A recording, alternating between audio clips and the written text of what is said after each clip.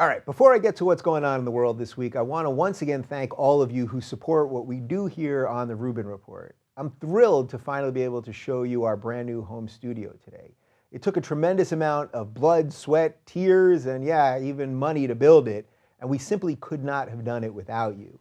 Of course, the main thanks goes out to all of you who donate monthly to the show on Patreon, as you guys give us the budget to create content as we see fit with no executives, bosses, or middlemen between me and you. Beyond our patrons, I also want to thank all of those who have given one-time donations on PayPal, as well as to all of you who watch, like, comment on, and share our videos. With our new home studio, we can fully expand on everything we've been building here, including more shows, longer interviews, and new segments. I truly believe that the ideas of classical liberalism, logic, reason, and individual liberty are the only solution to the authoritarian and extremist problems we're seeing all over the world right now. I'll continue to have conversations with people I both agree with and disagree with, and just as importantly, I'll continue to listen to you.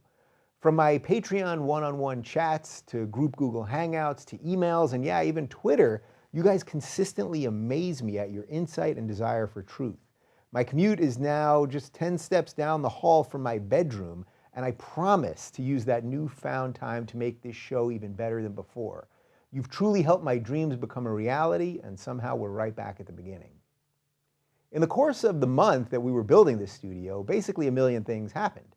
I'm not sure if you heard about this, but we had an election in the United States, and Donald Trump, is now the president-elect.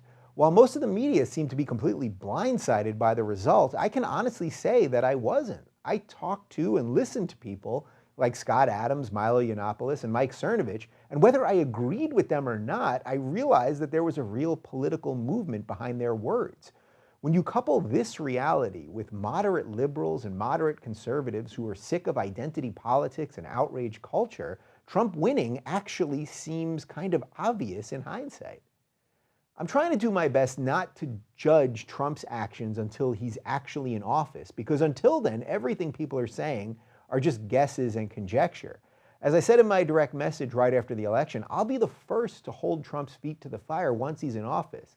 But the simple fact is that he's the president-elect now, and we've got to give him a chance. That's the rub of democracy. Your team doesn't always win, but you can't burn down the system just because you were on the losing end this time. Regardless of whether you hate or love Trump, there's no doubt that something good did come out of this election. People seem to be engaged in a whole new way.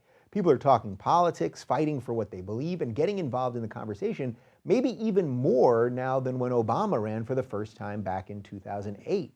I think we're going to get a whole new crop of political leaders out of this chaos, and I hope some new political movements as well. As I've been saying for a year now, if you're an old school liberal, then an old school conservative is no longer your enemy. I really think a new center can arise from this, and if Trump is smart, he can actually make that happen. Trump is a populist, and that means he wants to be popular. Most of us are socially liberal and fiscally conservative. Most of us are not the alt-right or the regressive left. Most of us don't care what you do in the privacy of your own home, and we want government to take less instead of giving more. I think we can actually push Trump towards these ideals, but if not, then maybe we'll just have to create our own movement to do so. Actually, maybe that's already begun. With all this in mind, I've got the perfect guest for you this week, radio host and columnist Ben Shapiro. Ben is what I would consider an old school conservative, which, like me as a classical liberal, is a strange place to be these days. Does he fit in with the new Trump-led Republican Party any more than I fit in with the identity politics-driven Democratic Party? Not so sure. We're both on the outside looking in, and that's exactly where I think we can start building bridges. I was on the Daily Wire live stream with Ben on election night, and I got to see as he was alternately thrilled that Hillary lost, but also totally dismayed that Trump had won.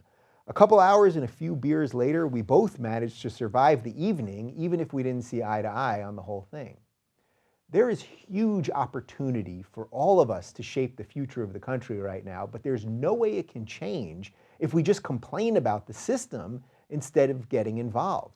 The rhetoric on Russia, fake news stories about fake news, and outrage after outrage are not only going to keep coming, but they're going to get stronger and stronger. The only way we'll stop them and cut through the noise is to figure out what we believe and to fight for it. I've got a new studio and a new commitment to continue that fight, and I hope that you'll join me.